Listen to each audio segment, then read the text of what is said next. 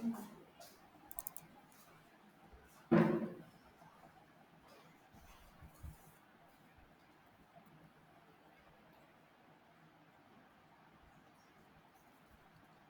ಪದದ ಅರ್ಥ ಸ್ವಾರ್ಥ, ಹಡಗು ಬಂದು ನಿಲ್ಲುವ ಜಾಗ, ಪ್ರವಾಹ, ಮೋಸದ ದಾರಿ.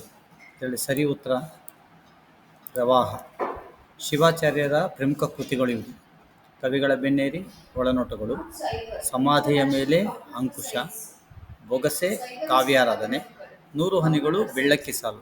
ಸರಿಯಾದ ಉತ್ತರ ಸಮಾಧಿಯ ಮೇಲೆ ಅಂಕುಶ ಅನ್ನೋದು ಸರಿಯಾದ ಉತ್ತರ.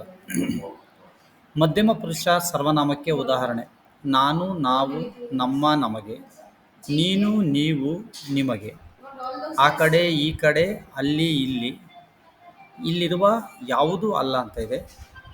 ಮಧ್ಯಮ ಪುರುಷ ಸರ್ವನಾಮ